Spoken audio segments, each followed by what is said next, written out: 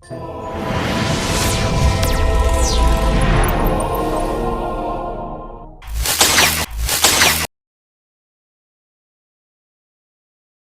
sahabat semua. Wololo habari? Ayo, saya ajak Anda datang ke Gorontalo. Jika Anda berkunjung ke Gorontalo pada akhir Ramadan, Anda akan melihat tradisi unik orang Gorontalo, khususnya di malam ke-27 Ramadan. Tradisi ini dikenal dengan nama Tumbilotohe, atau malam pasang lampu. Tradisi Tumbilotohe ini hanya ada di Gorontalo. Tradisi ini dilakukan oleh masyarakat Gorontalo menjelang 3 malam terakhir bulan Ramadan, dimulai pada malam ke-27 Ramadan, sebagai penanda akan berakhirnya bulan suci Ramadan.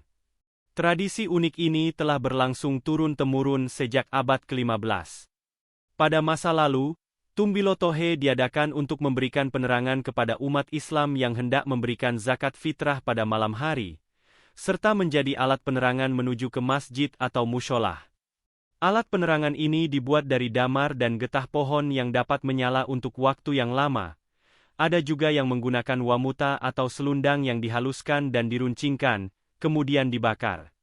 Tahun-tahun berikutnya, alat penerangan ini mulai menggunakan tohe tutu atau damar, yaitu semacam getah padat yang akan menyala cukup lama ketika dibakar.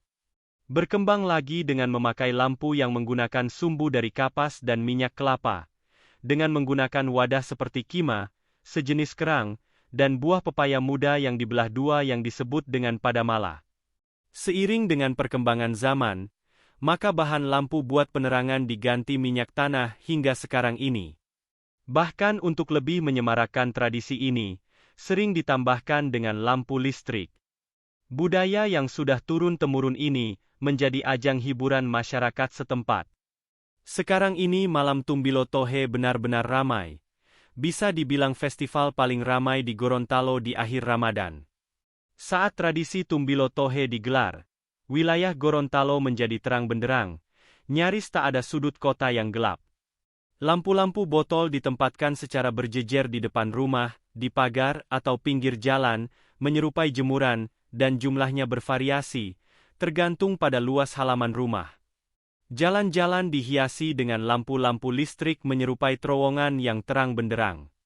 Di setiap rumah warga atau gedung-gedung pemerintah dan swasta, tepatnya di pintu masuk, terpasang yang namanya alikusu, atau kerangka kayu yang dihiasi dengan janur kuning, atau hiasan yang terbuat dari daun kelapa yang masih muda. Di tiang kerangka kiri dan kanan dihiasi dengan bunga polohungo warna-warni, pohon tebu, serta pohon pisang yang buahnya sudah matang. Warna-warni daun polohungo dan pohon tebu serta pohon pisang ini sebagai lambang kesejahteraan, keramahan dan kemuliaan hati masyarakat Gorontalo dalam menyambut datangnya Hari Raya Idul Fitri. Tradisi menyalakan lampu minyak tanah pada penghujung Ramadan di Gorontalo sangat diyakini kental dengan nilai agama. Dalam setiap perayaan tradisi ini, masyarakat secara sukarela menyalakan lampu dan menyediakan lampu botol yang diisi dengan minyak tanah. Lampu botol ini terbuat dari botol bekas minuman energi atau minuman kaleng, menggunakan sumbu kompor, dan digantung pada sepotong kayu atau kawat. Beberapa juga diletakkan di atas tanah, jumlahnya mencapai ribuan. Ada juga lampion bambu. Lampion ini dibuat dari bambu besar yang dibelah sesuai diameter, dengan tempurung kelapa di dalamnya yang dibalut kertas warna-warni dan dipasang lampu botol. Ada juga yang namanya obor, merupakan lampu penerang jalan yang dibuat dari sepotong bambu kuning atau sejenisnya, yang kemudian bambu tersebut diisi minyak tanah serta sumbu. Pemandangan lain di perayaan Tumbilotohe, kita bisa lihat di tanah lapang yang luas, dan daerah persawahan yang dibuat berbagai formasi dari lentera, membentuk gambar menyerupai masjid, gambar kitab suci Al-Quran, dan kaligrafi yang sangat indah dan mempesona. Dan lebih menarik lagi, ketika warga Gorontalo memulai dengan membunyikan meriam bambu, atau dikenal dengan bungo.